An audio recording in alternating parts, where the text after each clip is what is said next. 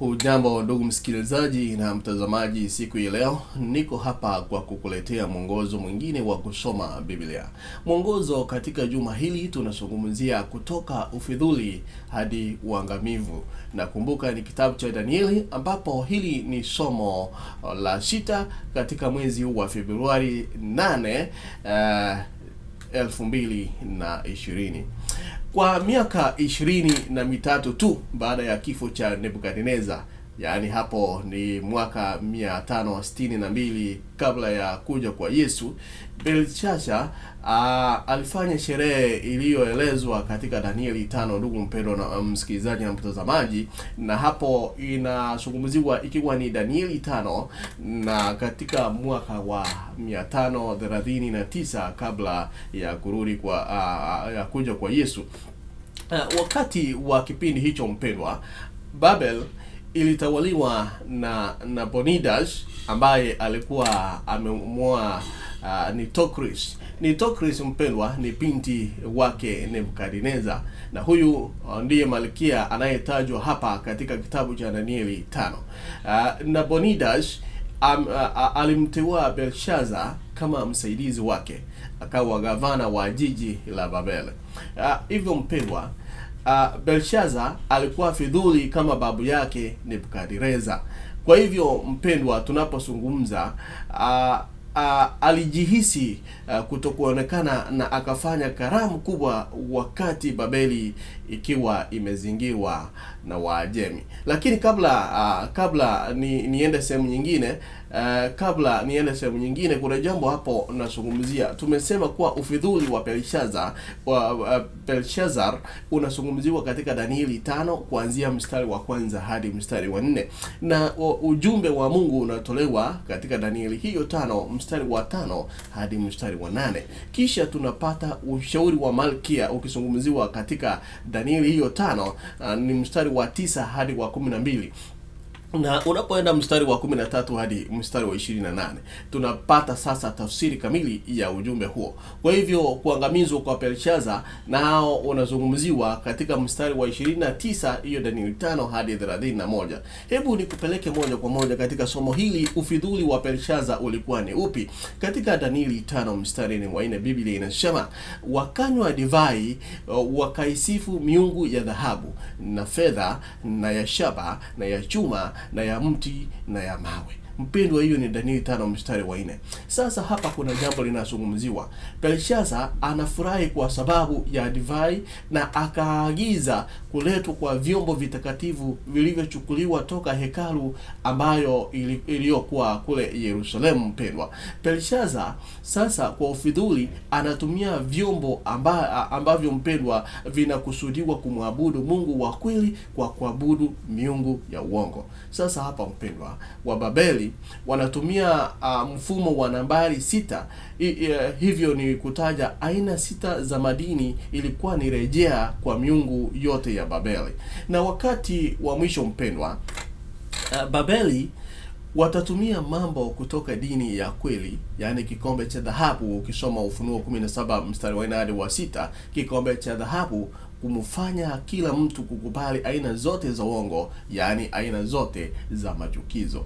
Sasa nikupeleke katika ujumbe wa Mungu. Umeona yale ambayo ufidhuli wa Belshaza. Ujumbe wa Mungu ni upi? Danieli 5 mstari wa 5, Biblia inasema, saa hiyo hiyo vikatokea vidole vya mkono wa mwanadamu, vikaandika katika chokaa ya ukuta wa nyumba ya enzi ya mfalme, mahali palipo kabili kinara, naye mfalme akakiona kitanga cha ule mkono ulioandika. Ni mstari wa 5 katika hiyo Biblia mpendwa. Na sasa huu ndio ujumbe wa Mungu unaokuja. Mungu anasema namna gani?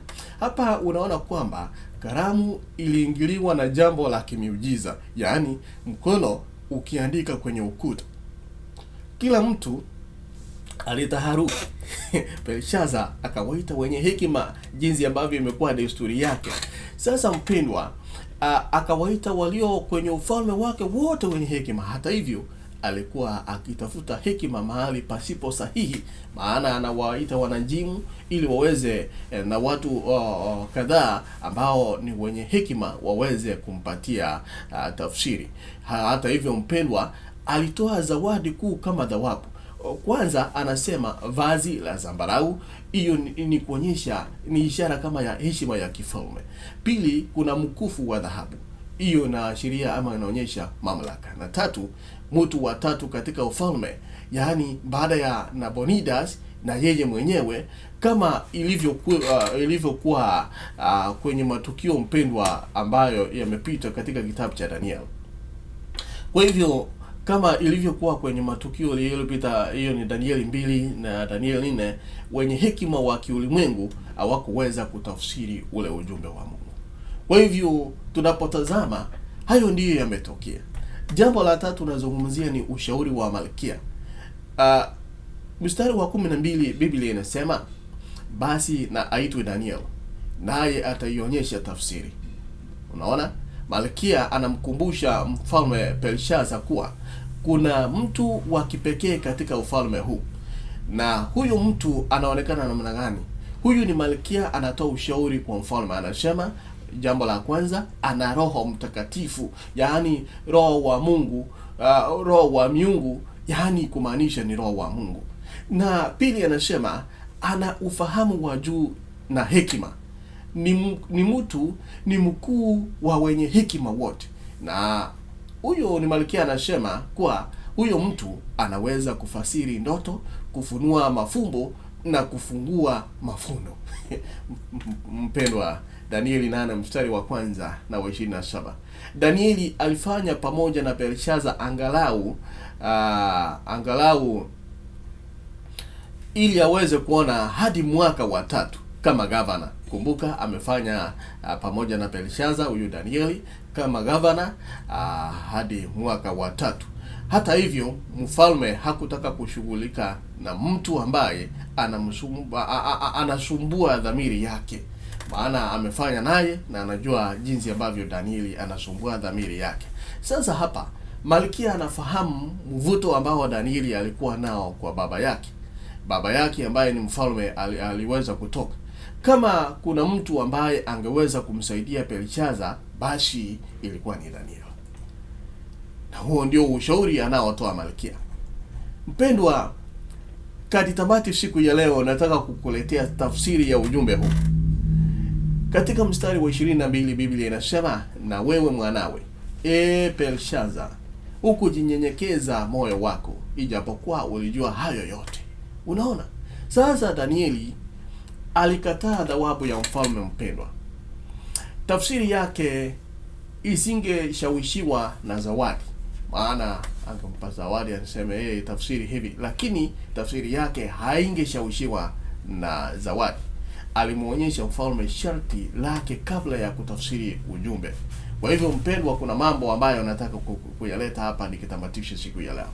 Jambo la kwanza, mfalme anafahamu uzoefu wa Nebukadneza na jinsi alivyotubu baada ya kudhalilishwa na Mungu. Kumbuka juma lililopita tulisema kuwa Mungu alimdhalilisha kwamba akawa kama mnyama na kula nyasi katika miaka 7, lakini Belshaza hakuchagua kufuata mfano wake. Jambo la pili, alimdhalilisha Mungu kwa kunajizi vyombo vitakatifu. Na jambo la tatu hapa, alitukuza miungu ambayo haiwezi kuona, haiwezi kusikia, wala haiwezi kufikiri. Na mwisho, alijua kwamba maisha yake yalimtegemea Mungu, lakini hakuweza kumtukuza. Kwa sababu hii mpendwa, Mungu anamtumia ujumbe maalum. Ujumbe maalum ni upi? Tafsiri ya ujumbe. Na maandiko yaliyoandikwa ni haya: mene tekeli na peresi. Hiyo ni Danieli 5 mstari wa 25 mpendwa. Yaani kusema ameuhesabu, umekomeshwa, umepimwa, umegawanyika. Ujumbe mpendwa uliandikwa katika Kiaramu na ungeweza kusoma kwa urahisi, lakini kutafsiri haikuwa jambo jepesi. Kwa hivyo mene tekeli, Mene ni kumaanisha ameuhesabu. Mungu ameuhesabu ufalme wako na kuukomesha.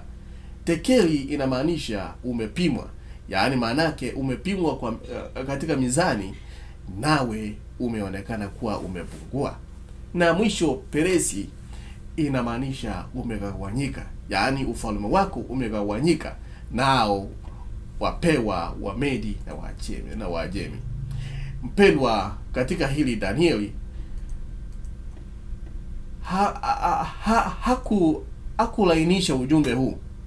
Kumbuka juma iliyopita alisema kuwa ingekuwa heri kana kwamba huu ujumbe ungekuwa kwa mtu mwingine, lakini hapa Danieli hakulainisha ujumbe huu. Belshaza alivuka mipaka. Kwa hivyo mpendwa, mfalme hakubadili tabia yake. Hukumu yake ingetimia usiku huo huo. Sasa basi tuangalie kuangamizwa kwa Belshaza. Anaangamizwa namna gani? Mstari ni wa 30 hadi 31. Na Biblia inasema katika mstari wa 30, usiku huo huo Belshaza mfalme wa Wakaldayo akauawa, na Dario Mumedi akaupokea ufalme, naye umri wake ulikuwa miaka 62, 62 years. Wakati watu wa Babeli, mpendwa, wakifurahia karamu, Waajemi walikuwa wakichimba mtaro kuhamisha mto Efrata. Yaani nataka kurudia nikisema kuwa wakati watu wa Babeli wanafurahia karamu, maana imeandaliwa na mfalme, Waajemi ambao ni maadui wao wanaendelea kuchimba mtaro kuhamisha mto Efrata ambao ni wao, lakini kuelekea upande wa Babeli. Kwa hivyo mpendo, walivuka kuta kwa kupitia kwenye ardhi ya mto na kuingia mjini kwa urahisi sana. Wakaingia ambao uliachwa bila ulinzi kwa sababu ya karamu. Kila mtu alikimbia tuende kusherehekea, ndiposa wakasahau kulinda mji. Sasa unaona maadui wanaingia. Sasa mji ulitekwa ndani ya masaa na Belshaza akauawa. Koreshi ambaye Koreshi alimfukuza Nabonidas, na Dario Mumedi akabaki kama gavana wa jiji la Babeli.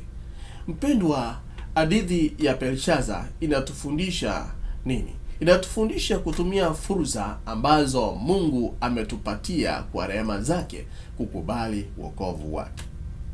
Inatufundisha kwamba tuweze kutumia fursa ambayo Mungu ametupatia kwa rehema zake, ametupatia ili tuweze kukubali wokovu wake. Mpendwa, nikisoma katika kitabu cha unabii kinasema Belshaza hakufikiria kuwa mtazamaji asiyeonekana anaangalia vitendo vyake vya kufurahisha miungu, lakini hakuna chochote kinachosemwa au kufanywa ambacho mpendwa akijulikani na katika vitabu vya mbinguni. Kwa hivyo mpendwa, herufi zisizoeleweka zilizoandikwa na mkono usio wa Adamu linadhibitisha kwamba Mungu ni shahidi wa kila tunalolifanya, na kwamba amedharauliwa kwa kufanya karamu ya kufurahia miungu na binadamu, labda kinyume cha Mungu. Hatuwezi kumficha Mungu chochote mpendwa. Hatuwezi kukimbia uwajibikaji wetu kwake Mwenyezi Mungu. Popote tulipo na chochote tunachokifanya mpendwa, tunawajibika kwa jinsi tulivyo pitia uumbaji na ukombozi. Hicho kitabu kinaitwa Temperance, ukurasa chapter 6 ukurasa 49, ambacho kimeletwa kwetu, kimeandikwa na dada White. Kwa hivyo mpendwa, naamini kana kwamba umebarikiwa na mada hii ya siku ya leo na juma hili, na yale ambayo Mwenyezi Mungu ametunemesha tukaweza kuyapata. Hebu uchukue fursa hii na neema ile ambayo Mwenyezi Mungu amekutunukia, uweze kutubu na ujue kana kwamba hakuna jambo, hakuna lolote unalolitenda, hakuna lolote unaloweza kumficha Mungu. Mungu akubariki, na hadi hapo juma lijalo. Kwa majina ni Orina Ontiri.